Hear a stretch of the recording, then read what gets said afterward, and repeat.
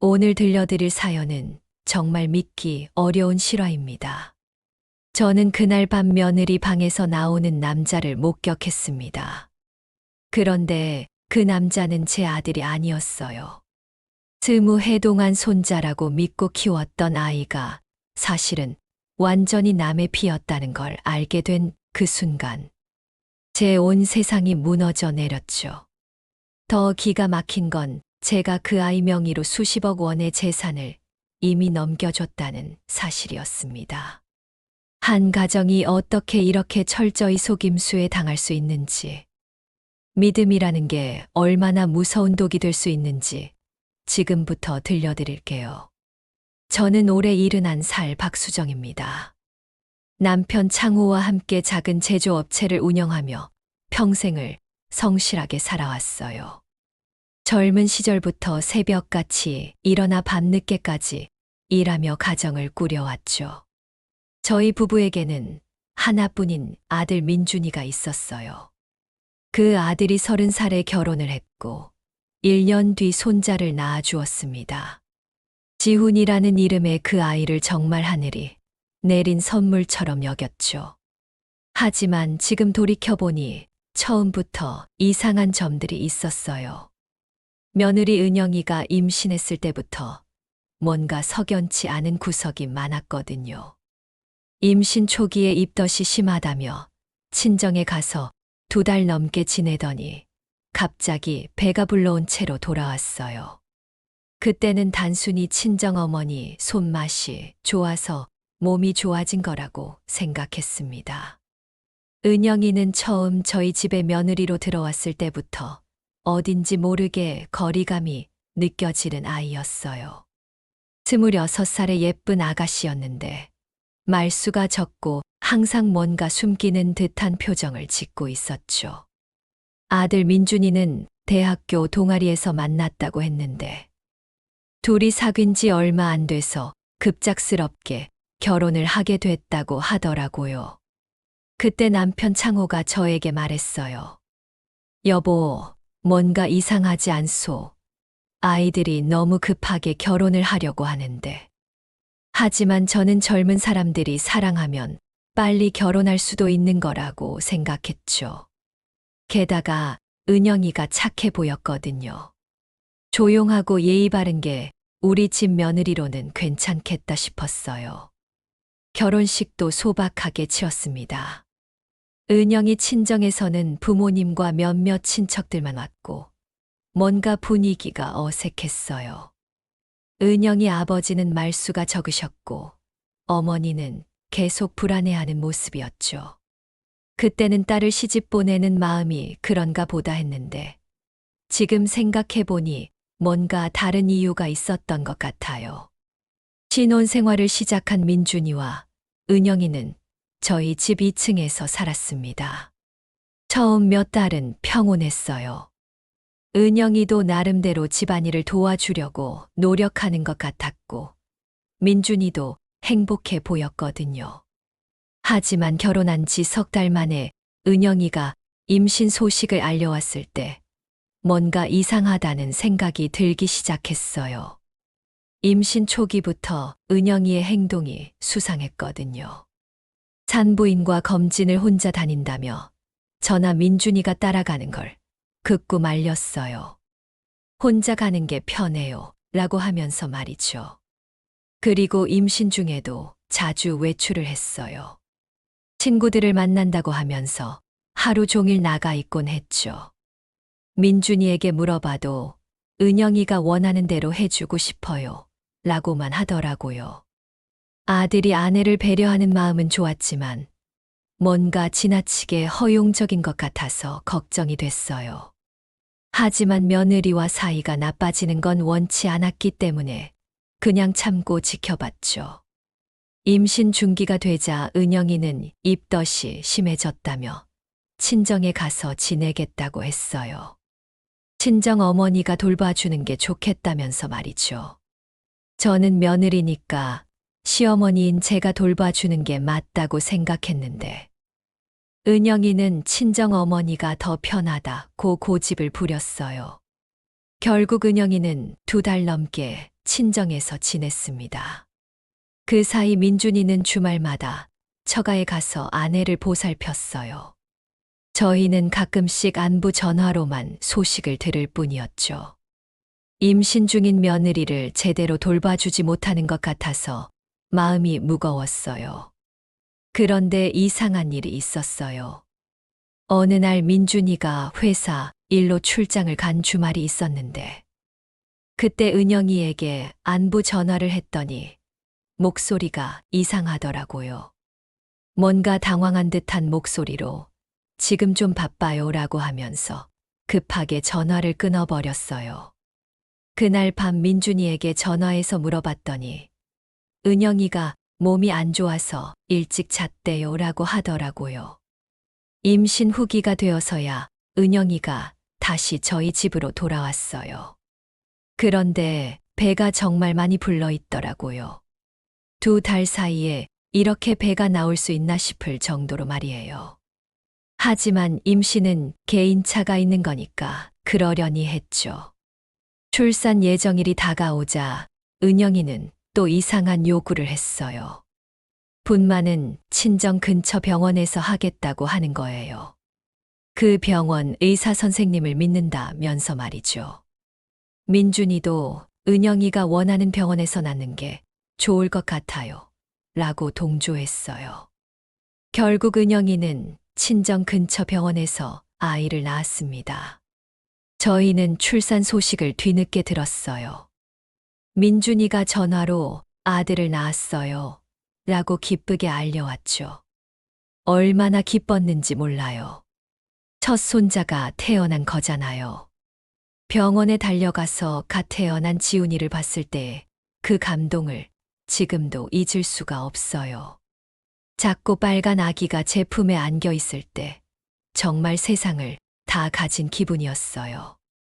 우리 지훈이 할머니가 얼마나 기다렸는지 아니? 하면서 눈물을 흘렸죠. 하지만 그때도 이상한 점이 있었어요. 아기가 저희 가족과 별로 닮지 않았다는 거예요. 민준이는 어릴 때부터 저와 남편을 닮아서 이목구비가 뚜렷했는데 지훈이는 좀 다른 느낌이었거든요. 하지만 갓난아기는 원래 부모 닮은 걸 알아보기 어렵다고 하니까 그러려니 했어요. 출산 후에도 은영이는 한동안 친정에서 조리를 했습니다. 산후조리원 대신 친정어머니가 돌봐주시겠다면서 말이에요. 저는 시어머니로서 며느리의 산후조리를 도와주고 싶었는데 은영이는 친정에서 하는 게 편해요 라고 했어요. 민준이도 처가에서 편하게 쉬게 해주는 게 좋을 것 같아요 라고 하더라고요. 한 달 뒤에야 은영이와 지훈이가 저희 집으로 왔어요. 지훈이를 보는 순간 너무 예뻤어요. 한 달 사이에 많이 자란 아기를 보니 정말 귀엽더라고요. 그때부터 제 생활의 중심은 완전히 손자가 됐어요. 지훈이를 키우면서 정말 행복했습니다. 밤중에 우는 지훈이를 달래고 이유식을 만들어 먹이고 기저귀를 갈아주는 모든 순간이 기뻤어요.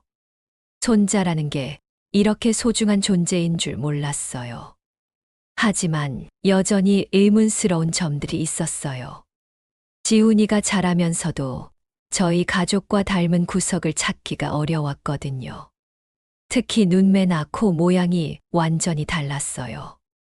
민준이에게 지훈이가 누구를 닮았을까 하고 물어보면 어릴 때는 모르죠 라고 대답하곤 했어요.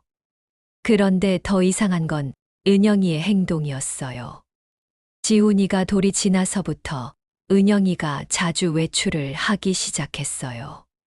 엄마 모임이 있다거나 친구들과 약속이 있다면서 지훈이를 저에게 맡기고 나가곤 했죠. 처음에는 육아 스트레스 때문에 잠깐 바깥 공기를 쐬는 거라고 생각했어요. 하지만 점점 외출 횟수가 늘어났어요. 일주일에 서너 번씩 나가는 날이 많아졌죠. 그것도 오후에 나가서 늦은 밤에 들어오곤 했어요. 민준이가 어디 갔다 와? 하고 물으면 친구들과 있었어 라고만 대답했어요. 저는 며느리가 젊으니까 친구들과 어울리고 싶은 마음이 있을 거라고 이해하려고 했어요. 대신 제가 지훈이를 더 열심히 돌보면 되는 거라고 생각했죠. 사실 손자와 함께 있는 시간이 더 많아져서 좋기도 했어요. 지훈이가 두 돌이 되었을 때 저희 부부는 중요한 결정을 했습니다. 지훈이 앞으로를 위해서 재산 일부를 미리 증여하기로 한 거예요. 저희가 운영하는 공장 부지와 건물, 그리고 적금 몇 개를 지훈이 명의로 만들었어요. 총 가액이 한 30억 정도 되는 재산이었죠. 남편 창호가 아직 어린데 너무 이른 거 아니요? 라고 걱정했지만 저는 우리가 늙기 전에 미리 정리해 두는 게 좋다고 설득했어요. 세금 문제도 있고 나중에 상속받을 때보다 지금 증여하는 게 더 유리하다고 들었거든요. 법무사를 통해서 모든 서류를 정리했습니다.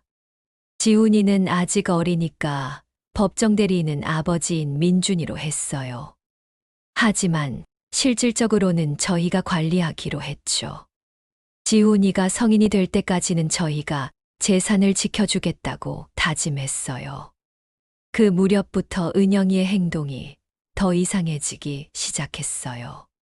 지훈이 돌봄을 거의 저에게 맡기고 자신은 하루 종일 밖에 나가 있는 일이 잦아졌어요. 민준이가 퇴근하면 그제서야 집에 들어오곤 했죠. 어느 날은 지훈이가 열이 나서 병원에 가야 하는 상황이 생겼어요. 은영이에게 전화를 했는데 받지를 않더라고요. 몇 번을 걸어도 통화 중이거나 받지 않았어요. 할 수 없이 제가 지훈이를 데리고 병원에 갔죠. 엄마가 있어야 할 자리에 할머니가 대신 가는 게 마음이 아팠어요. 그날 밤 늦게 들어온 은영이에게 지훈이가 아팠는데 연락이 안 됐다고 했더니 미안해요. 핸드폰을 못 봤어요. 라고 대답하더라고요. 그런데 표정에 미안한 기색은 전혀 없었어요. 오히려 귀찮다는 듯한 표정이었죠. 민준이도 점점 이상해지기 시작했어요. 아내와 대화를 하려고 하면 은영이가 피곤하다며 방으로 들어가 버리고 민준이는 그런 아내를 그냥 내버려 두더라고요. 부부 사이에 뭔가 문제가 있는 것 같았지만 섣불리 간섭할 수도 없는 상황이었어요. 지훈이가 3살이 되던 해 정말 충격적인 일이 일어났습니다. 그날은 토요일 밤이었어요. 민준이는 회사 동료들과 술을 마시러 나갔고 저와 남편은 일찍 잠자리에 들었어요. 지훈이는 이미 잠들어 있었고 은영이도 자기 방에 있다고 생각했죠. 그런데 한밤중에 화장실에 가려고 일어났는데 2층에서 이상한 소리가 들리는 거예요. 처음에는 은영이가 TV를 보는 소리인 줄 알았어요. 하지만 자세히 들어보니 남자 목소리가 섞여 있더라고요. 혹시 민준이가 일찍 들어온 건가 싶어서 현관을 확인해 봤는데 민준이 신발은 없었어요. 그럼 은영이 방에서 나는 남자 목소리는 뭘까요? 마음이 이상해져서 2층으로 올라가 봤어요. 은영이 방 앞에 서니 안에서 분명히 남자 목소리가 들렸어요. 그것도 은영이와 대화를 나누는 소리였죠. 순간 머리가 하얘졌어요. 며느리 방에 낯선 남자가 있다는 뜻이잖아요. 어떻게 해야 할지 몰라서 잠깐 망설이고 있는데 갑자기 방문이 살짝 열렸어요. 그리고 한 남자가 조심스럽게 나오는 게 보였어요. 키가 크고 머리가 곱슬인 남자였는데 절대 저희 가족이 아니었어요. 그 남자는 저를 보자마자 깜짝 놀라더니 급하게 계단으로 향했어요. 저는 너무 충격받아서 말도 못하고 그냥 서 있었죠. 남자는 현관문을 조심스럽게 열고 밖으로 나갔어요. 은영이 방에서는 아무 소리도 들리지 않았어요. 아마 저를 본 걸 알고 숨죽이고 있는 것 같았죠. 저는 다리에 힘이 풀려서 제 방으로 돌아왔어요. 남편은 깊이 잠들어 있었고, 저만 혼자 이 끔찍한 현실을 마주하고 있었어요. 그날 밤 한잠도 못 잤습니다. 머릿속이 너무 복잡했어요. 며느리가 바람을 피우고 있다는 사실을 어떻게 받아들여야 할지 모르겠더라고요. 그리고 더 무서운 생각이 들었어요. 혹시 지훈이가 정말 저희 핏줄이 맞는 걸까? 다음 날 아침, 은영이는 평소와 다름없이 행동했어요. 마치 어젯밤 일이 없었던 것처럼 말이에요. 지훈이에게 아침밥을 먹이고 저에게도 안녕하세요라고 인사를 했어요. 하지만 제 눈을 제대로 쳐다보지는 못하더라고요. 저는 어떻게 해야 할지 정말 모르겠었어요. 아들에게 말해야 하나, 아니면 일단 더 지켜봐야 하나. 남편에게라도 말해야 하나. 온갖 생각이 머릿속을 맴돌았어요. 그런데 며칠 뒤에 더 충격적인 일이 벌어졌습니다. 제가 지훈이와 함께 놀이터에 갔는데 그곳에서 우연히 동네 아는 분을 만났어요. 그분이 지훈이가 참 예쁘게 컸네요. 그런데 누구를 닮았을까요? 민준이하고는 별로 안 닮은 것 같은데 라고 하시는 거예요. 다른 사람 눈에도 지훈이가 저희 가족과 닮지 않았다는 게 보인다는 말이었어요. 그 말을 듣는 순간 가슴이 철렁 내려앉았어요. 혹시 정말 지훈이가 저희 핏줄이 아닐 수도 있겠다는 생각이 확신으로 바뀌는 순간이었죠. 집에 돌아와서 지훈이를 보니 갑자기 모든 게 의심스러워졌어요. 코 모양, 눈매, 심지어 웃는 모습까지도 저희 가족과는 다른 것 같았어요. 그동안 손자라고 믿고 사랑했던 이 아이가 혹시 정말 남의 아이일 수도 있다는 생각에 어지러웠어요. 그날 밤부터 저는 은영이를 몰래 지켜보기 시작했어요. 언제 또 그 남자가 올지, 아니면 은영이가 밖에서 누구를 만나는지 확인하고 싶었거든요. 하지만 며느리를 감시한다는 게 얼마나 마음 아픈 일인지 몰라요. 일주일쯤 지나서 또다시 그 남자를 봤어요. 이번에는 낮에 은영이가 지훈이를 데리고 나갔다가 함께 들어오는 걸 창문으로 봤거든요. 세 사람이 마치 가족처럼 다정하게 걸어오는 모습을 보는 순간 가슴이 미어지는 것 같았어요. 이제는 더 이상 모른 척할 수 없었어요. 하지만 어떻게 해야 할지 정말 막막했죠. 스무 해 동안 손자라고 믿고 키운 지훈이, 그 아이 명의로 이미 넘겨준 수십억 원의 재산, 그리고 완전히 망가져버린 우리 가족의 신뢰. 모든 게 한순간에 무너져 내리는 기분이었어요. 그 이후로 저는 잠을 제대로 잘 수 없었어요. 매일 밤 은영이의 방에서 나는 소리에 귀를 기울이게 됐고, 지훈이를 볼 때마다 이 아이가 정말 제 손자가 맞는지 의심하게 됐죠. 하지만 확실한 증거 없이는 섣불리 행동할 수 없었어요. 만약 제가 잘못 생각한 거라면 가족이 완전히 파탄날 수도 있거든요. 며칠을 고민하다가 결국 남편 창호에게 말하기로 했습니다. 그날 밤 은영이와 민준이가 모두 잠든 후에 남편을 깨워서 조심스럽게 상황을 설명했어요. 남편의 얼굴이 순간 굳어지더라고요. 그리고는 한참 동안 말이 없었습니다. 저는 그날 밤에 본 일을 자세히 설명했어요. 낯선 남자가 은영이 방에서 나오는 걸 봤다는 것, 그리고 며칠 후에는 그 남자와 함께 다니는 모습도 봤다는 것까지 말이에요. 남편은 깊은 한숨을 쉬며 제 말을 들었습니다. 우리 부부는 그날 밤 새벽까지 이야기를 나눴어요. 어떻게 해야 할지, 진실을 어떻게 확인할지, 그리고 만약 정말 지훈이가 우리 손자가 아니라면 어떻게 해야 할지. 너무나 복잡하고 어려운 문제였습니다.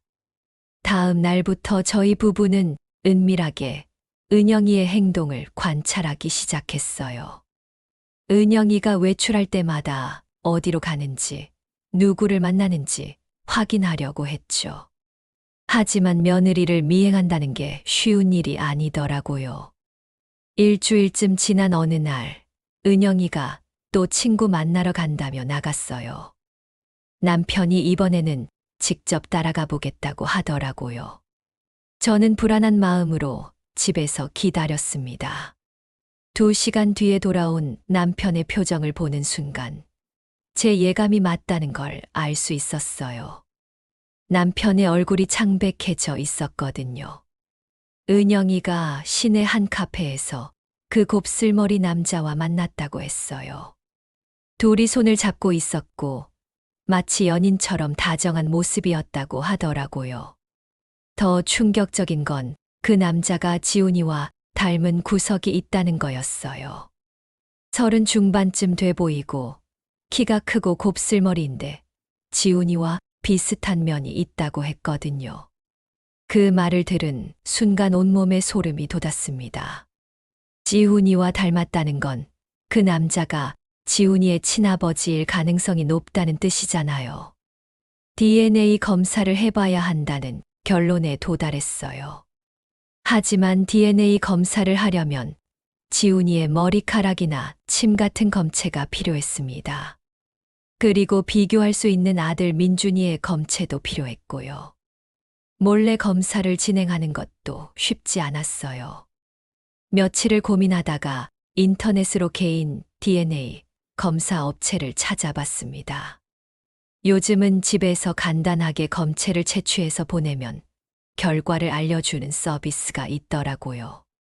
하지만 그것도 당사자의 동의 없이는 조심스러운 일이었어요. 결국 저는 지훈이가 자는 동안 머리카락을 몇 가닥 뽑았습니다. 그리고 민준이가 사용한 칫솔도 몰래 가져갔어요. 마음이 너무 아팠습니다. 내 손자와 아들을 의심하며 이런 짓을 하고 있다니. 검사 결과를 기다리는 동안이 정말 지옥 같았어요. 지훈이를 볼 때마다 이 아이가 정말 내 손자인지 의심하게 되고 그런 마음을 갖는 제 자신이 너무 미워졌습니다. 지훈이는 여전히 할머니라고 부르며 저에게 달려오는데 그 순수한 모습을 보면 가슴이 미어졌어요. 일주일 후 드디어 결과가 나왔습니다. 택배로 온 봉투를 떨리는 손으로 뜯어봤어요. 그리고 그 결과를 본 순간 온 세상이 무너지는 기분이었습니다. 부자 관계 확률이 0%라고 나와 있었어요. 지훈이와 민준이는 부자가 아니었습니다. 제가 20해 동안 손자라고 믿고 키운 지훈이가 완전히 남의 아이였던 거예요. 저는 그 자리에서 주저앉았습니다. 머릿속이 하얘지면서 아무 생각도 할 수 없었어요. 이렇게 충격적인 일이 우리 가족에게 일어날 줄 누가 알았겠습니까? 한참을 그렇게 앉아 있다가 남편에게 결과를 보여줬어요. 남편도 결과지를 보더니 얼굴이 새하얘졌습니다. 검사 결과가 틀릴 수도 없는 거였어요. 지훈이는 우리 손자가 아니었습니다. 그날부터 저희 집 분위기는 완전히 바뀌었어요. 은영이를 보는 시선도 달라졌고 지훈이를 볼 때마다 복잡한 감정이 들었습니다. 아무것도 모르고 해맑게 웃는 지훈이를 보면 가슴이 아팠지만 동시에 이 아이가 내 손자가 아니라는 사실이 받아들여지지 않았어요. 남편과 상의한 결과 일단 은영이를 추궁해 보기로 했습니다. 확실한 증거가 있으니 더 이상 숨길 수도 없을 거라고 생각했거든요. 며칠 후 기회가 왔어요. 민준이가 출장을 간 날이었습니다. 은영이가 지훈이를 재우고 거실에 나와 있을 때 저와 남편이 함께 이야기를 꺼냈어요. 제가 은영이에게 다른 남자를 만나고 있다는 걸 안다고 말했습니다. 그 말을 들은 순간 은영이의 얼굴이 하얗게 변했어요. 하지만 금세 억지로 태연한 척 하더라고요. 친구들하고만 만난다고 발뺌했지만 저희가 직접 봤다고 하니까 더 이상 숨길 수 없었던 거죠. 곱슬머리 남자와 카페에서 손잡고 있는 것도 봤고 한밤중에 우리 집으로 들어오는 것도 봤다고 하니까 은영이가 고개를 푹 숙였어요. 그리고 한참을 그렇게 있다가 작은 목소리로 미안하다고 했습니다. 하지만 미안하다고 해서 될 일이 아니었어요. 저는 단도직입적으로 지훈이가 누구 아이냐고 물었습니다. 그때 은영이가 깜짝 놀라더라고요. 아마 지훈이 문제까지는 들킬 줄 몰랐나 봐요. 은영이는 지훈이가 민준이 아이라고 했지만 저는 거짓말하지 말라고 했어요. 우리가 DNA 검사까지 해봤다고 지훈이와 민준이는 부자가 아니라고 말했습니다. 그 말을 들은 순간 은영이가 완전히 무너졌어요. 더 이상 숨길 수 없다는 걸 안 거죠. 은영이는 눈물을 흘리며 고개를 숙였습니다. 하지만 저는 동정심보다는 분노가 더 컸어요. 20해 동안 우리를 속였다는 사실이 너무 화가 났거든요. 저는 왜 이런 짓을 했는지, 우리가 잘못한 게 있는지 물었어요. 은영이는 그런 게 아니라고 하면서 한참을 울기만 하더니 떨리는 목소리로 말하기 시작했습니다. 은영이의 고백은 정말 충격적이었어요. 지훈이의 친아버지는 대학교 때부터 사귀던 남자친구였다고 했어요. 그 남자와 몇 년을 사귀다가 임신을 했는데 그 남자가 결혼을 거부했다는 거예요. 이미 다른 여자와 결혼하기로 했다면서 책임을 지지 않겠다고 했대요. 그때 마침 민준이를 만나게 됐고 민준이가 자신을 좋아한다는 걸 알고는 이용한 거였어요. 임신 사실을 숨기고 민준이와 사귀기 시작해서 급작스럽게 결혼을 했던 거죠. 그리고 마치 신혼 초에 임신한 것처럼 속인 거였습니다. 더 기가 막힌 건 지훈이의 친아버지와 계속 연락을 하고 있었다는 거예요. 그 남자가 이혼한 후에 다시 만나기 시작했다고 했습니다. 그래서 그동안 자주 외출을 했던 거고 한밤중에 집으로 데려오기도 했던 거예요.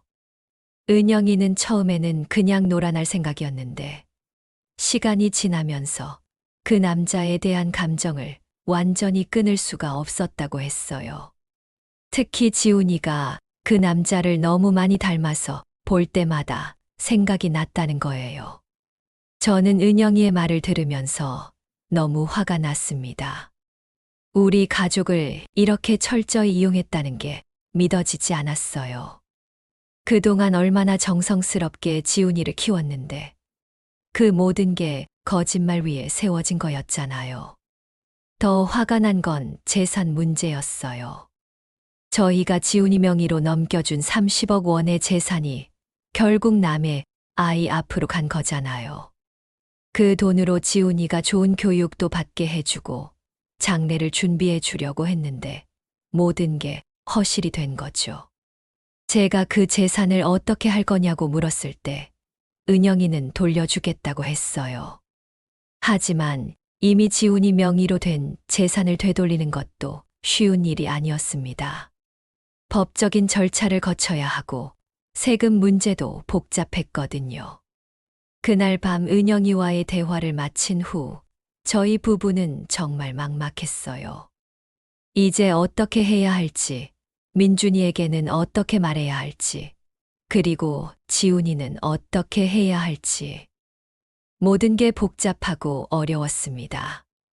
다음 날 아침 은영이는 지훈이를 데리고 친정으로 갔어요.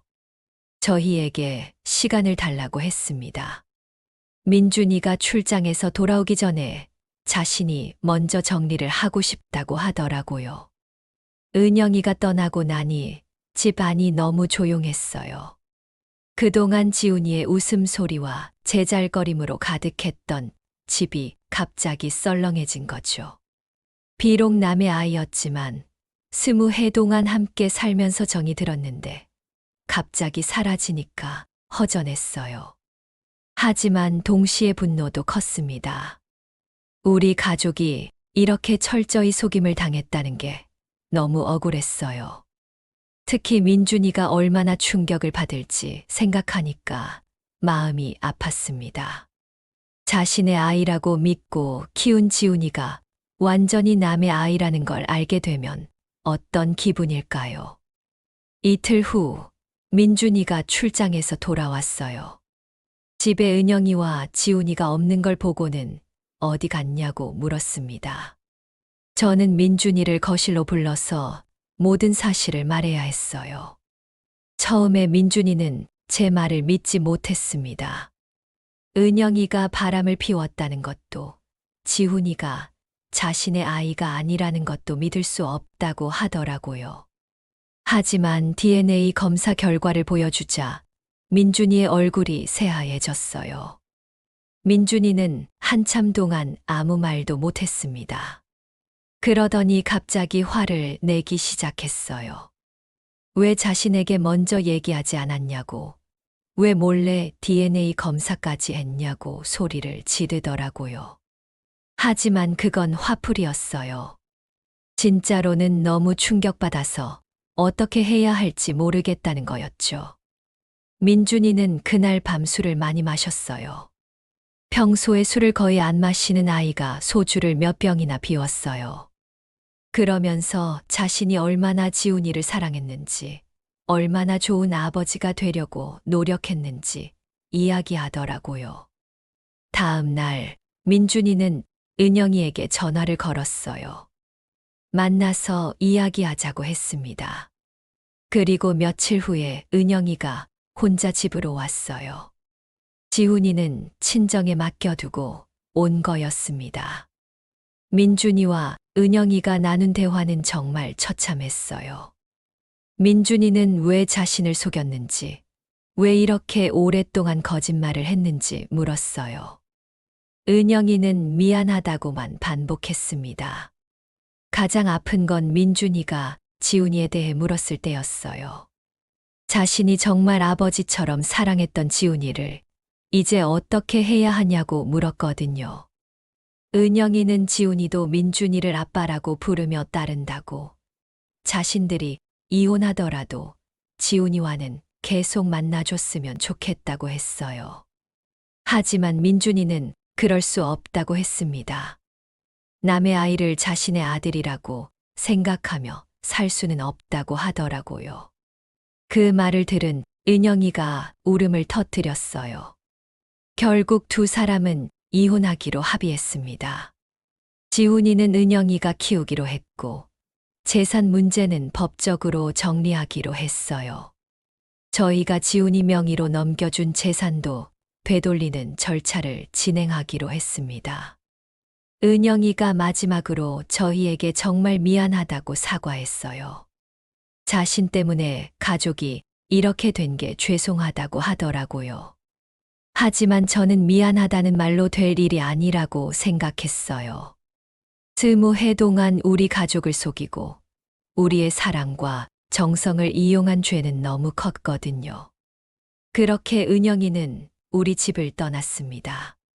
지훈이를 데리러 친정에 가서는 다시는 돌아오지 않았어요. 20해 동안 우리 가족이었던 며느리와 손자가 하루아침에 남이 되어버린 거죠. 여기까지 이야기를 들으시면서 어떤 생각이 드시나요? 저희 가족이 겪은 이 일이 얼마나 충격적인지 느껴지실 텐데요. 하지만 이건 아직 시작에 불과했어요. 진짜 문제는 이제부터였거든요. 은영이가 떠나고 나서 저희 집은 완전히 달라졌어요. 그동안 아이 웃음소리로 가득했던 집이 갑자기 조용해지니까 너무 적막했습니다. 민준이도 매일 술만 마시며 방에 틀어박혀 있었고, 저와 남편도 서로 말수가 줄어들었어요. 모든 게 우울하고 암담했죠. 하지만 가만히 있을 수만은 없었어요. 지훈이 명의로 넘겨준 재산을 되찾아야 했거든요. 30억이 넘는 돈이 그냥 날아갈 순 없잖아요.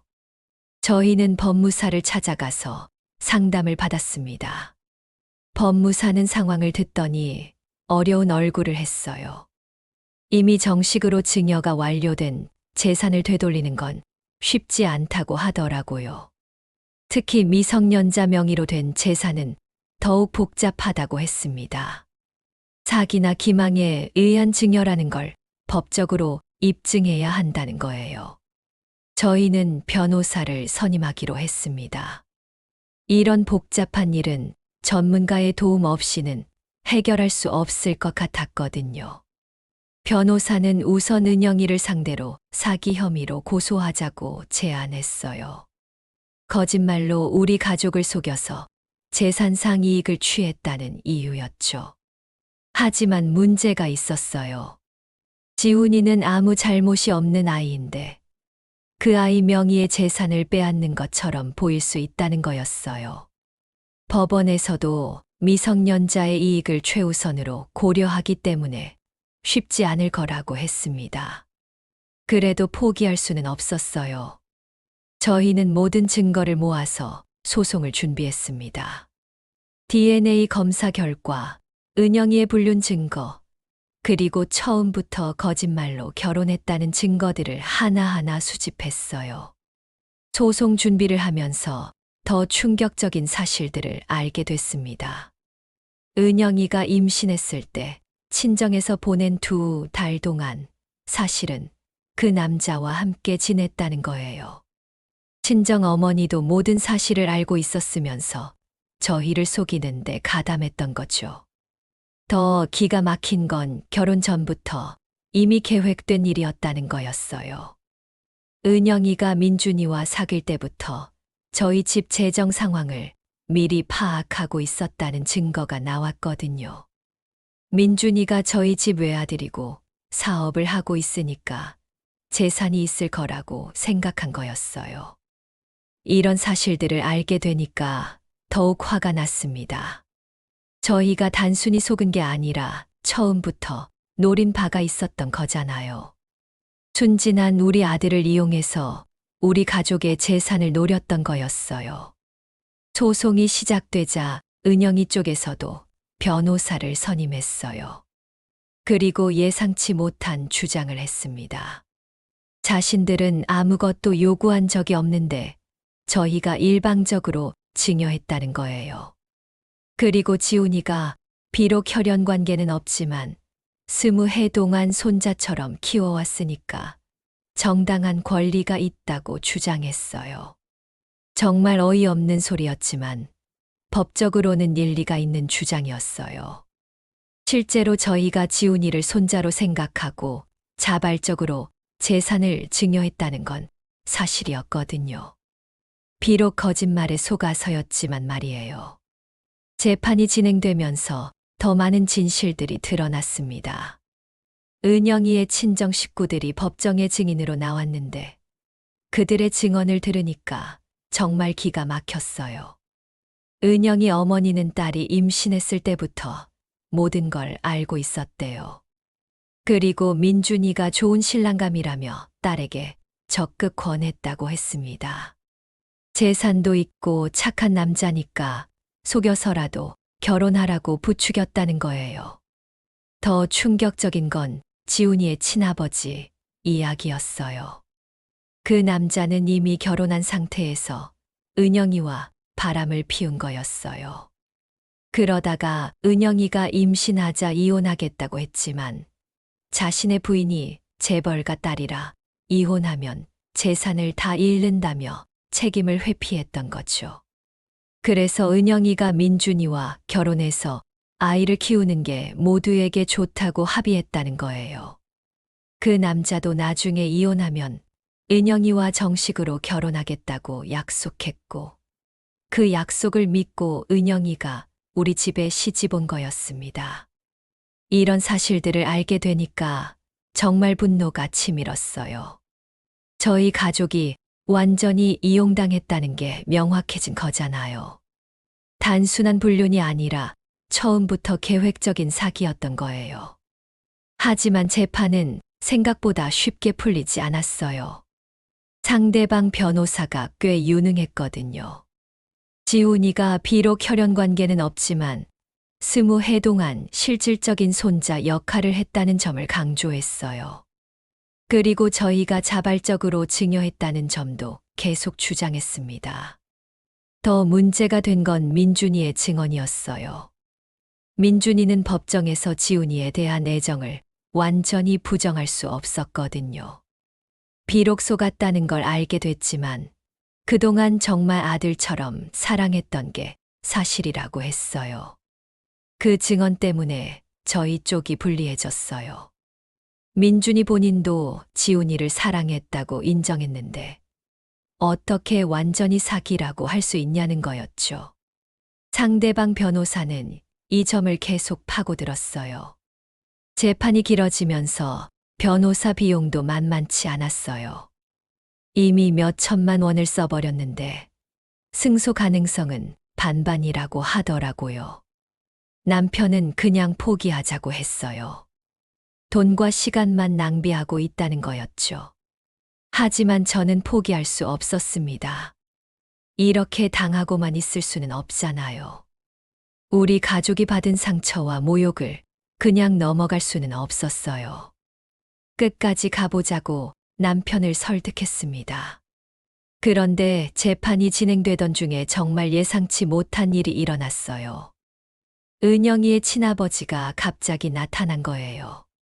그분은 딸의 행동에 대해 깊이 사과하면서 중요한 정보를 제공해 주겠다고 했습니다.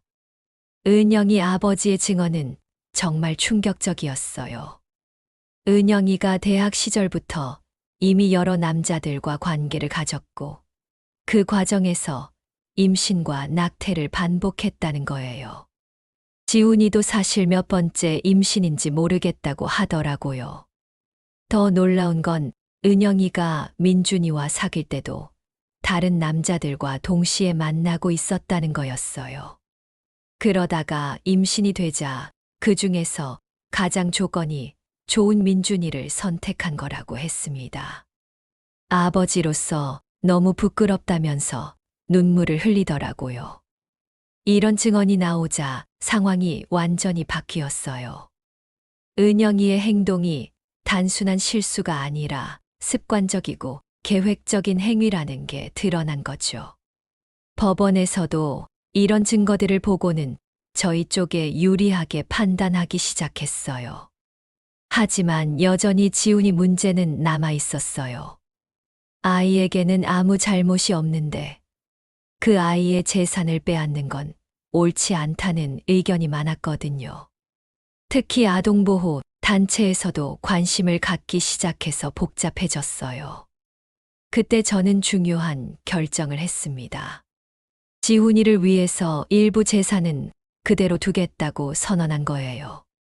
전체 30억 중에서 10억 정도는 지훈이 교육비로 사용하도록 하고 나머지만 되찾겠다고 했어요. 이 결정이 재판의 전환점이 됐습니다. 저희가 아이의 미래까지 생각하는 모습을 보여준 거죠. 반대로 은영이는 끝까지 모든 재산을 가져가려고만 하니까 인상이 안 좋아졌어요. 결국 1심에서 저희가 부분 승소했습니다. 사기와 기망에 의한 증여라는 저희 주장이 인정됐고 전체 재산의 3분의 2는 되돌려 받을 수 있게 됐어요. 지훈이를 위한 목도 인정받았고 은영이에 대한 손해배상도 일부 인정됐습니다. 하지만 은영이 쪽에서 항소했어요. 쉽게 포기할 생각이 없다는 거였죠. 그래서 재판은 더 오래 끌어질 것 같았어요. 솔직히 지치기 시작했습니다. 이미 2년 가까이 재판을 하고 있었거든요. 그런데 항소심이 시작되기 직전에 또 다른 반전이 일어났어요. 지훈이의 친아버지가 갑자기 나타난 거예요. 그 남자가 이제야 책임을 지겠다며 은영이에게 접근한 거였습니다. 그 남자는 드디어 이혼을 성사시켰다고 했어요. 재산 분할로 많이 잃었지만 이제 은영이와 정식으로 결혼할 수 있게 됐다는 거였죠. 그리고 지훈이도 자신이 직접 키우겠다고 했어요. 이 소식을 들은 은영이가 완전히 달라졌어요. 그동안 재판에서 끝까지 버텼던 이유가 그 남자 때문이었나 봐요. 그 남자가 나타나자마자 태도를 바꿔서 합의하자고 제안해 왔어요. 저희는 이 기회를 놓칠 수 없었어요. 더 이상 재판을 끌고 가봤자 시간과 돈만 낭비할 뿐이었거든요. 합의 조건을 협상하기 시작했습니다. 최종 합의 내용은 이랬어요. 전체 재산의 절반은 저희가 되찾고 절반은 지훈이가 갖는 것으로 했어요. 하지만 지훈이 몫은 성인이 될 때까지 저희가 관리하기로 했습니다. 그리고 은영이는 저희에게 정신적 피해에 대한 위자료를 지급하기로 했어요. 합의서를 작성하면서 정말 복잡한 심정이었어요. 20해 동안 함께 살았던 며느리와 손자가 완전히 남이 되는 순간이었거든요. 법적으로는 해결됐지만 마음의 상처는 쉽게 아물지 않을 것 같았어요. 합의가 성사된 후 은영이가 마지막으로 저희를 찾아왔어요. 지훈이를 데리고 와서 인사를 시키고 가겠다고 하더라고요. 오랜만에 본 지훈이는 많이 컸더라고요. 이제 5살이 된 지훈이는 저를 보고도 어색해했어요. 지훈이가 할머니라고 부르는 걸 들으니까 가슴이 아팠어요. 이 아이에게 저는 여전히 할머니였는데 이제는 남이 되어야 하는 거잖아요.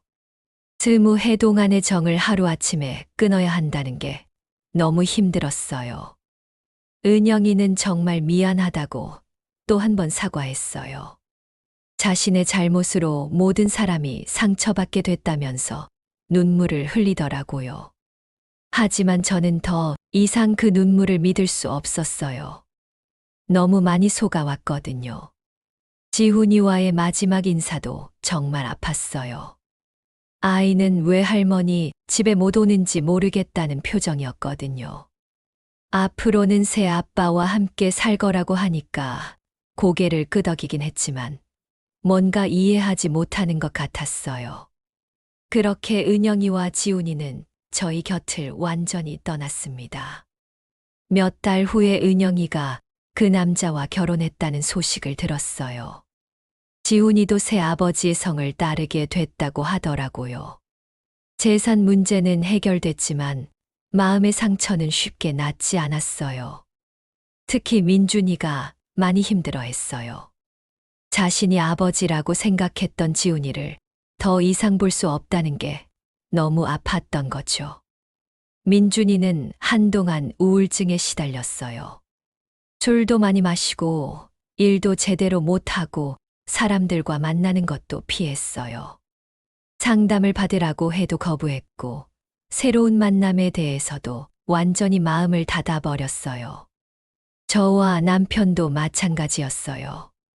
그동안 지훈이 중심으로 돌아가던 저희 생활이 갑자기 공허해진 거죠. 손자 장난감들이 집 곳곳에 남아있는 걸 보면 가슴이 아팠어요. 치워도 계속 눈에 띄더라고요. 이런 상황이 몇 개월 지속되자 저희는 이사를 결정했어요. 너무 많은 추억이 서린 집에 더 이상 살 수가 없었거든요. 새로운 곳에서 새 출발을 해보자고 생각했습니다.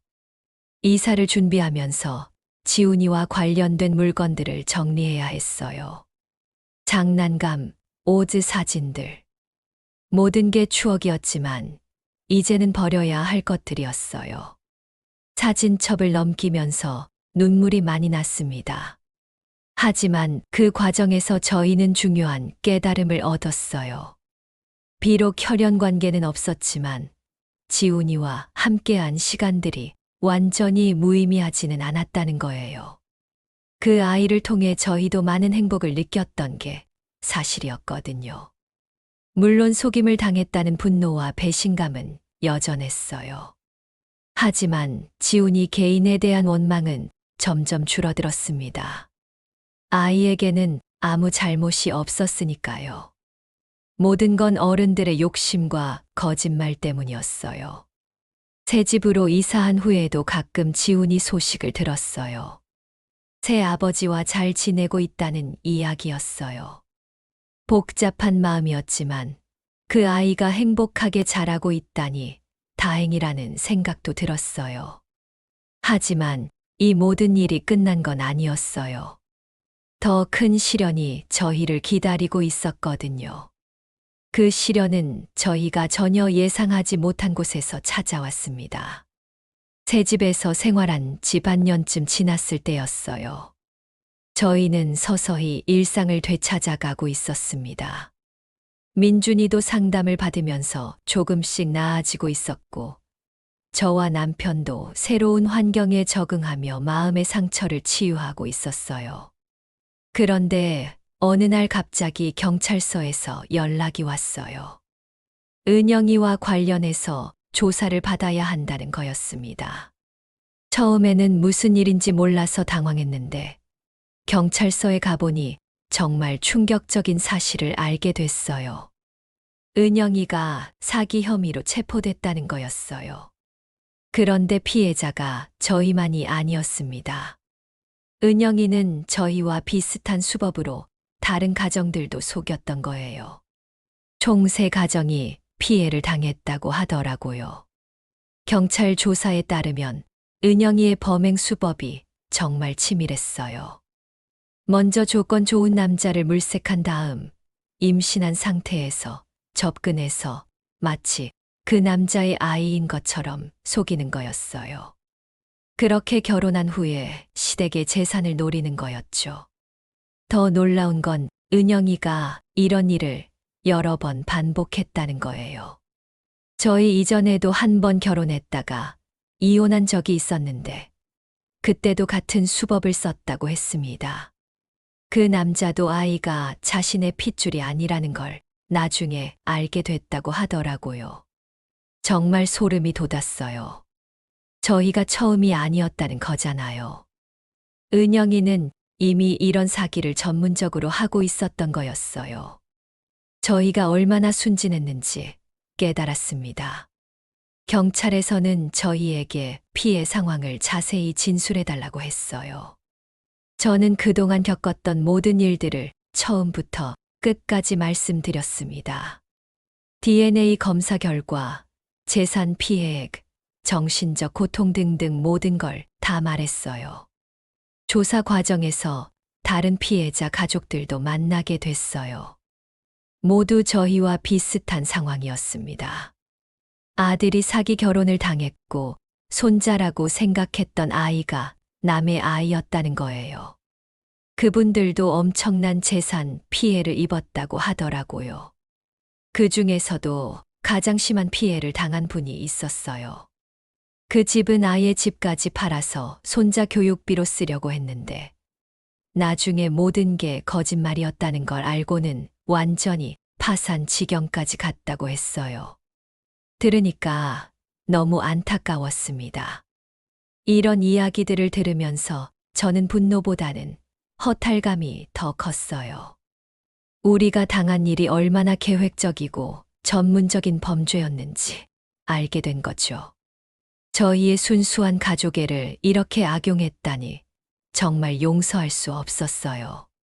경찰 조사가 진행되면서 은영이의 과거도 더 많이 드러났어요. 실제로는 고등학교도 제대로 졸업하지 못했는데 대학교를 나왔다고 거짓말한 거였어요. 가족 관계도 복잡했고 이전에도 여러 차례 사기 전과가 있었다고 했습니다. 가장 충격적인 건 지훈이 외에도 다른 아이들이 더 있다는 거였어요. 은영이는 서로 다른 남자들과의 사이에서 낳은 아이들을 각각 다른 남자에게 친자식이라고 속여서 키우게 했던 거예요. 정말 상상도 못할 일이었습니다. 그 아이들 중 일부는 이미 성인이 됐는데 자신의 생부가 따로 있다는 사실을 모르고 있었어요. 은영이가 죽을 때까지 비밀로 가져가려고 했던 거죠.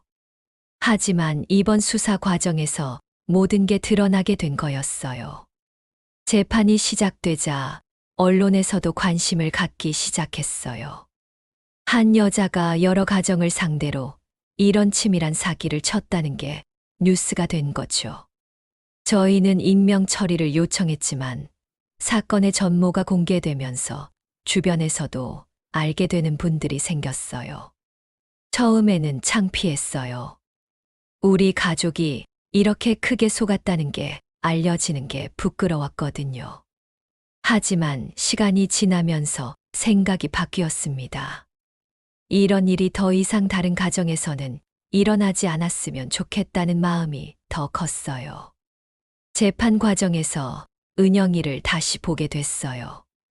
몇 년 만에 본 며느리는 완전히 달라져 있었습니다. 머리도 짧게 자르고 얼굴도 많이 야위었더라고요. 하지만 여전히 당당한 모습이었어요. 죄책감이나 반성하는 기색은 전혀 없었습니다. 은영이는 법정에서도 끝까지 잘못을 인정하지 않았어요. 자신은 사랑해서 결혼했는데 아이 문제는 어쩔 수 없었다고 주장했습니다. 그리고 시댁에서 자발적으로 준 재산을 자신이 달라고 한 적이 없다고 했어요. 정말 뻔뻔한 모습이었어요.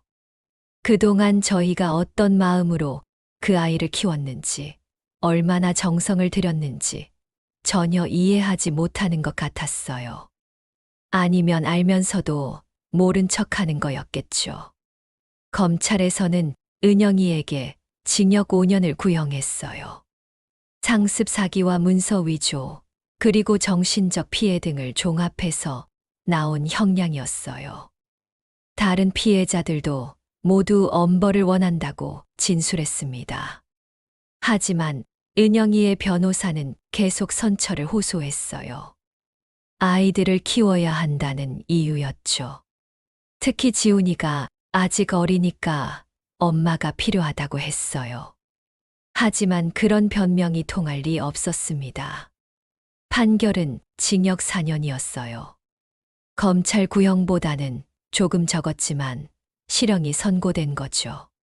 그리고 피해자들에게 손해배상도 하라고 명령이 떨어졌어요. 저희가 요구한 위자료와 재산 피해액이 거의 다 인정됐습니다. 판결을 듣는 순간 정말 복잡한 심정이었어요. 그동안 억울했던 마음이 조금은 풀리는 것 같으면서도 동시에 허무함도 컸어요. 이렇게 끝나면 뭐가 남는 걸까 하는 생각이 들었거든요. 은영이는 즉석에서 항소하겠다고 했지만 얼마 후에 포기했어요. 변호사 비용도 부담이 됐고 승소 가능성도 낮다고 판단한 것 같았어요. 결국 형이 확정돼서 교도소에 수감됐습니다. 그런데 은영이가 교도소에 들어간 후에 또 다른 문제가 생겼어요. 지훈이를 비롯한 아이들을 누가 돌볼 거냐는 문제였어요. 지훈이의 친아버지는 갑자기 책임을 회피하기 시작했거든요. 아마도 은영이가 전과자가 되면서 부담스러워진 것 같았어요. 처음에는 결혼하겠다고 했으면서 막상 이런 상황이 되니까 발을 빼려고 하는 거였죠. 정말 무책임한 남자였어요. 결국 지훈이는 은영이 친정에서 맡게 됐어요. 하지만 은영이 부모님도 이미 나이가 많으셔서 아이를 키우기 어려운 상황이었어요. 경제적으로도 여유가 없으셨고요. 이런 소식을 들으니까 마음이 복잡했어요. 지훈이에게는 아무 잘못이 없는데 이렇게 고생하게 된 거잖아요. 비록 제 진짜 손자는 아니었지만 20해 동안 함께 살면서 정이 들었던 아이였거든요. 남편과 상의한 끝에 중요한 결정을 했습니다. 지훈이를 위해서 매달 일정에게 생활비를 보내주기로 한 거예요. 많은 금액은 아니지만 아이가 기본적인 생활을 할 수 있을 정도는 되는 돈이었어요. 이 결정을 민준이에게 말했을 때 처음에는 반대했어요. 왜 남의 아이를 위해서 돈을 써야 하냐는 거였죠. 하지만 저는 지훈이 개인에게는 죄가 없다고 설득했어요. 그리고 우리도 그 아이 덕분에 행복한 시간을 보냈던 게 사실이라고 했습니다. 며칠을 고민하던 민준이가 결국 동의했어요. 자신도 지훈이에 대한 마음을 완전히 끊을 수는 없었던 것 같아요. 비록 혈연 관계는 없었지만 정말 아들처럼 사랑했던 아이였거든요. 그렇게 저희는 지훈이에게 매달 생활비를 보내기 시작했어요. 직접 만나지는 않았지만 은영이 어머니를 통해서 아이 근황을 가끔 들었어요. 다행히 건강하게 잘 자라고 있다고 하더라고요. 시간이 지나면서 저희 가족도 서서히 평온을 되찾았어요. 민준이는 새로운 사람을 만나기 시작했고, 저와 남편도 노년을 평안하게 보낼 수 있게 됐습니다. 하지만 여전히 가슴 한구석에는 상처가 남아 있었어요. 가끔 TV나 신문에서 비슷한 사기 사건이 나올 때면 마음이 아팠어요. 아직도 이런 일로 고통받는 가족들이 있구나 하는 생각이 들었거든요. 저희의 경험이 다른 분들에게 조금이라도 도움이 됐으면 좋겠다는 마음이 있었어요. 그런데 은영이가 교도소에 들어간 지 2년쯤 지났을 때 또 다른 소식이 들려왔어요. 은영이가 교도소에서 병에 걸렸다는 거였어요. 심각한 병은 아니었지만 수술을 받아야 한다고 했습니다. 은영이 어머니가 저희에게 연락을 해왔어요. 병원비가 부족하니 도와달라는 거였죠. 처음에는 당황스러웠어요. 우리를 그렇게 속인 사람을 위해서 병원비까지 내야 하는 건가 하는 생각이 들었거든요. 하지만 곰곰 생각해보니 그냥 넘어갈 수는 없었어요. 은영이가 아무리 나쁜 짓을 했어도 지훈이에게는 엄마였거든요.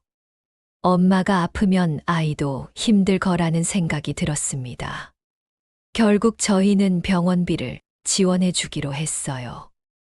많은 금액은 아니었지만 수술비 정도는 될 만한 돈이었어요. 남편은 너무 착하다고 하면서도 결국 동의해 줬어요. 은영이 어머니는 정말 고마워하면서 언젠가 꼭 갚겠다고 했어요. 하지만 저는 갚으라고 한 게 아니라고 말씀드렸어요. 그냥 지훈이를 생각해서 한 일이라고 했습니다. 은영이의 수술은 잘 됐다고 했어요. 회복도 순조롭게 진행되고 있다고 하더라고요. 저는 안도했습니다. 아무리 원망스러운 사람이어도 건강만은 괜찮아야 한다는 생각이었어요. 그 후로도 가끔씩 은영이 소식을 들었어요. 교도소에서 다른 수감자들을 도와주는 일을 하고 있다고 했습니다. 그리고 정말 많이 반성하고 있다고도 했어요. 진짜인지는 모르겠지만 그렇다면 다행이라는 생각이 들었어요. 이제 와서 생각해보면 참 많은 일이 있었어요. 행복했던 시간도 있었고, 절망적이었던 시간도 있었고, 분노했던 시간도 있었습니다. 하지만 그 모든 과정을 통해서 저희 가족은 더 단단해진 것 같아요. 특히 가족의 소중함을 다시 한번 깨달았어요. 혈연 관계가 중요한 게 아니라 진짜 마음으로 사랑하고 아끼는 게 더 중요하다는 걸 알게 됐습니다. 지훈이와의 시간도 완전히 무의미하지는 않았다는 생각이 들어요.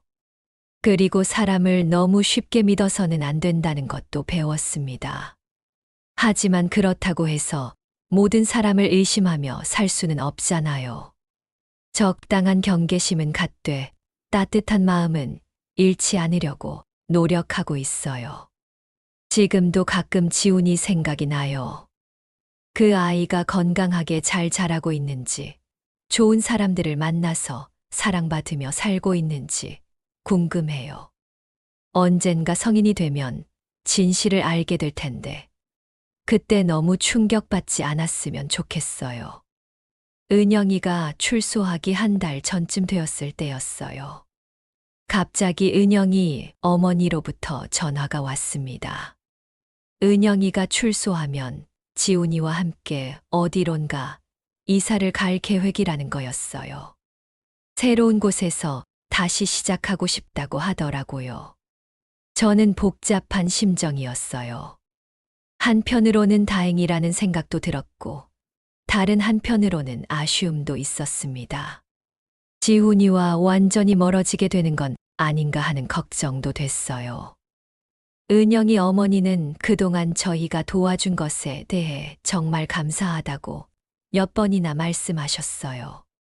그리고 은영이가 교도소에서 저희에게 편지를 쓰고 싶어 했는데 용기가 나지 않았다고 하더라고요. 너무 죄송스러워서 어떤 말을 해야 할지 모르겠다는 거였어요. 저는 은영이 어머니께 마지막 부탁을 드렸습니다. 지훈이가 성인이 될 때까지는 연락을 유지했으면 좋겠다고요. 그 아이의 성장 과정을 지켜보고 싶다는 마음이 있었거든요. 은영이 어머니도 흔쾌히 승낙해 주셨어요. 은영이가 출소한 날, 저희는 멀리서나마 그 모습을 지켜봤어요. 3년 만에 본 은영이는 완전히 달라져 있었습니다. 머리에는 흰머리가 많이 섞여 있었고, 얼굴도 많이 야위어 있었어요. 하지만 예전의 거만한 모습은 없어 보였습니다. 지훈이가 엄마를 보고 달려가는 모습을 보니까 마음이 뭉클했어요. 8살이 된 지훈이는 많이 자라 있었지만 여전히 해맑은 모습이었어요. 엄마를 3년 만에 만난 기쁨이 얼굴에 그대로 드러나 있었습니다. 그 후로 한동안 소식이 없었어요. 은영이 어머니도 연락이 뜸해졌고 지훈이 근황도 잘 알 수 없었어요. 아마 정말로 멀리 이사를 간 것 같았습니다. 반년쯤 지났을 때 예상치 못한 곳에서 편지가 왔어요. 은영이가 보낸 편지였습니다. 편지지에는 정말 간절한 사과의 말들이 적혀 있었어요. 은영이는 교도소에서 3년 동안 정말 많은 반성을 했다고 했어요.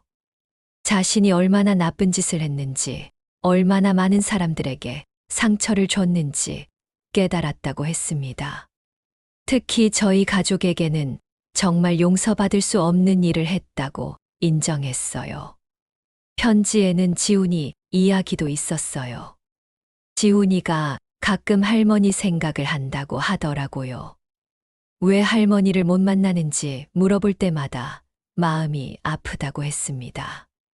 언젠가 지훈이가 성인이 되면 모든 진실을 말하고 저희에게 사과할 기회를 달라고 부탁했어요. 그리고 가장 중요한 내용이 있었어요. 은영이가 이제는 정말로 새 사람이 되어서 성실하게 살겠다고 다짐했다는 거였어요. 작은 시골 마을에서 농사를 지으며 지훈이와 함께 조용히 살고 있다고 했습니다. 편지를 읽으면서 눈물이 났어요. 미움과 원망만 가득했던 마음에 조금씩 변화가 일어나는 걸 느꼈습니다. 물론 은영이가 한 일을 완전히 용서할 수는 없었지만 그래도 진심으로 반성하는 모습을 보니까 마음이 조금 누그러졌어요.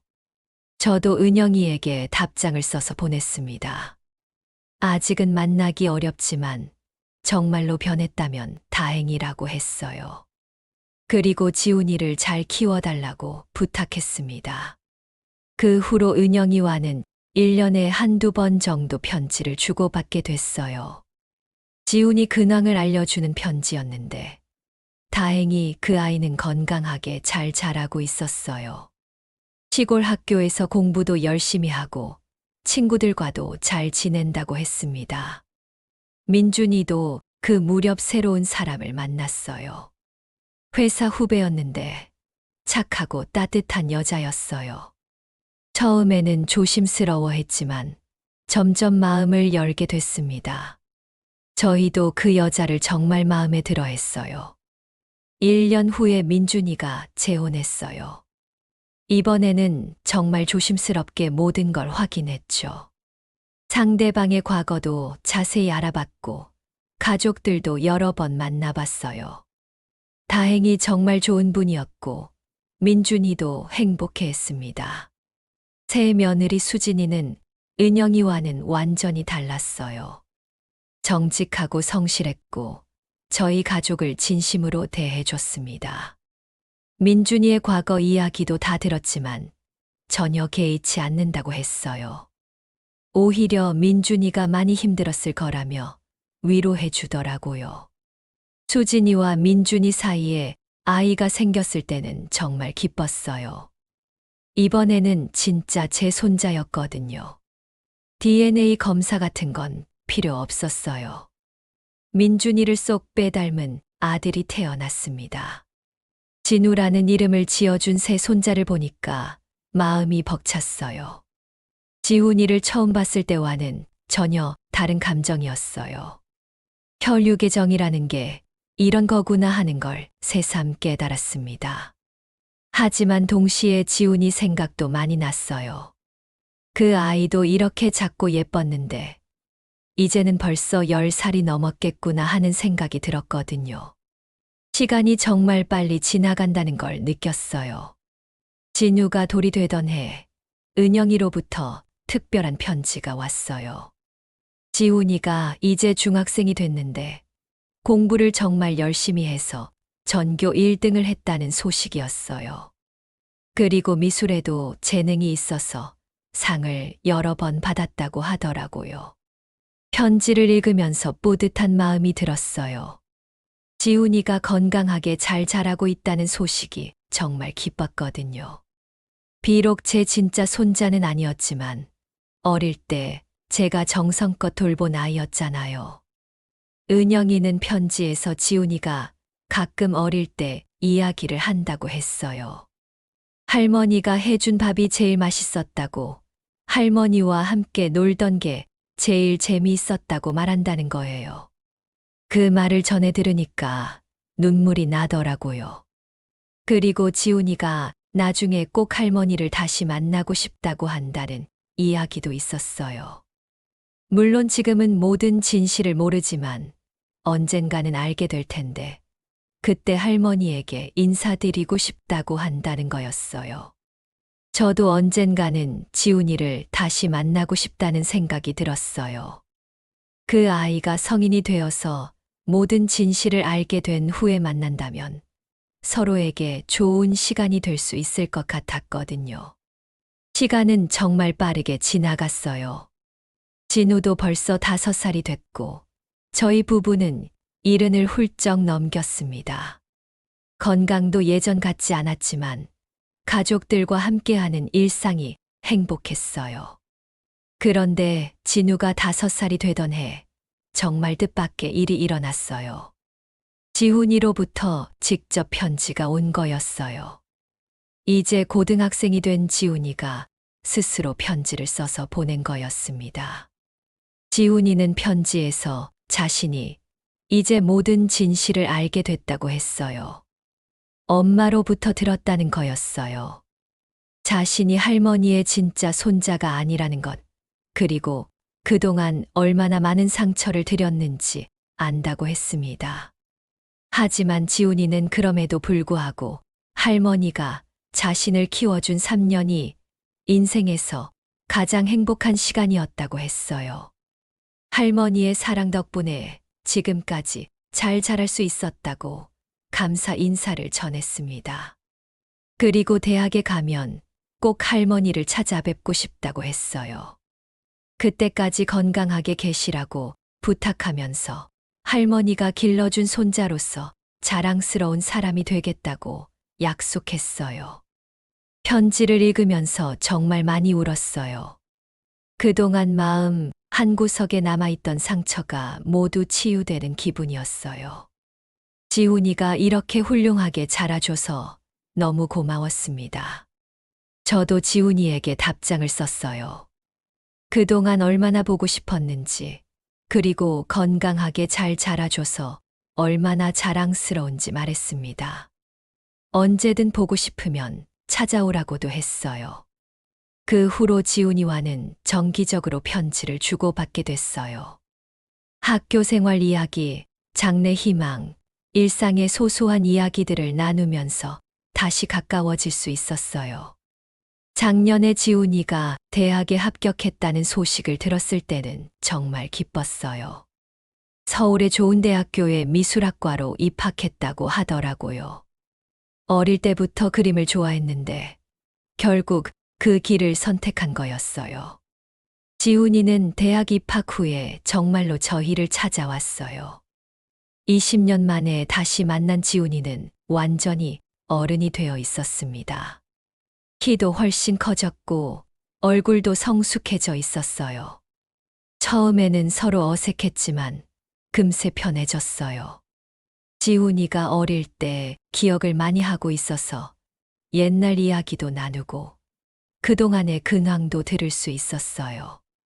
지훈이는 정말 훌륭한 청년이 되어 있었어요. 예의 바르고 성실했고 자신의 꿈을 향해 열심히 노력하고 있었어요. 그 모습을 보니까 정말 자랑스러웠습니다. 진우와 지훈이가 만났을 때도 인상 깊었어요. 둘 다 처음에는 어색해했지만 금세 형동생처럼 친해졌어요. 혈연 관계는 없지만 둘 다 저에게는 소중한 손자들이었거든요. 지훈이는 그날 저에게 그림 한 점을 선물해 줬어요. 어릴 때 저와 함께 있던 모습을 그린 그림이었어요. 할머니 품에 안겨서 책을 읽고 있는 자신의 모습을 정말 따뜻하게 표현했더라고요. 그 그림을 받고 또 많이 울었어요. 지훈이가 어릴 때의 기억을 이렇게 소중하게 간직하고 있다는 게 너무 감동적이었거든요. 그 그림은 지금도 저희 집 거실에 소중하게 걸려 있어요. 지훈이는 이제 대학생이 되어서 가끔씩 저희를 찾아와요. 방학 때마다 한 번씩은 꼭 오죠. 그럴 때마다 근황을 나누고 맛있는 음식도 해 먹고 옛날 이야기도 나눕니다. 은영이도 가끔 소식을 전해와요. 여전히 시골에서 성실하게 살고 있다고 해요. 농사도 열심히 짓고 지역사회 봉사활동도 하고 있다고 하더라고요. 정말로 새 사람이 된 것 같아서 다행이라는 생각이 들어요. 돌이켜보면 정말 많은 일이 있었어요. 행복했던 순간들, 절망적이었던 순간들, 분노했던 순간들, 그리고 용서했던 순간들까지. 모든 경험이 저희를 더 강하고 지혜롭게 만들어준 것 같아요. 특히 가족의 진정한 의미에 대해서 많이 생각하게 됐어요. 혈연 관계가 전부가 아니라는 것, 진심으로 사랑하고 보살피는 마음이 더 중요하다는 걸 깨달았습니다. 지훈이와의 인연이 그것을 가르쳐 준 거죠. 물론 속임을 당했다는 사실은 여전히 아픕니다. 하지만 그 과정에서 느꼈던 사랑과 행복까지 부정할 필요는 없다는 생각이 들어요. 그 감정들은 진짜였거든요. 그리고 사람은 변할 수 있다는 것도 배웠어요. 은영이처럼 잘못을 저지른 사람도 진심으로 반성하면 새로운 사람이 될 수 있다는 거죠. 물론 쉽게 믿기는 어렵지만 희망은 있다는 생각이 들어요. 지금 저는 진우와 지훈이 두 손자와 함께 행복한 노년을 보내고 있어요. 혈연으로 이어진 손자와 마음으로 이어진 손자, 둘 다 소중한 제 가족입니다. 가끔 사람들이 물어봐요. 그렇게 속였는데 어떻게 지훈이를 다시 받아들일 수 있느냐고. 저는 이렇게 대답해요. 아이에게는 죄가 없다고, 그리고 사랑했던 시간까지 무의미하게 만들 필요는 없다고. 인생에는 예상치 못한 일들이 많이 일어나요. 좋은 일도 있고 나쁜 일도 있죠. 하지만 그 모든 경험이 우리를 성장시키고 더 깊이 있는 사람으로 만들어준다고 생각해요. 저희 가족이 겪은 이 일도 마찬가지예요. 정말 힘들고 아픈 시간이었지만 그 덕분에 가족의 소중함을 더 깊이 깨달을 수 있었어요. 그리고 진정한 용서와 사랑이 무엇인지도 배웠고요. 마지막으로 하고 싶은 말이 있어요. 세상에는 저희처럼 속임을 당하는 가족들이 아직도 많을 거예요. 그런 분들에게는 너무 성급하게 판단하지 말고 충분히 확인해 보라고 말씀드리고 싶어요. 하지만 만약 이미 그런 일을 당했다면 너무 절망하지는 마세요.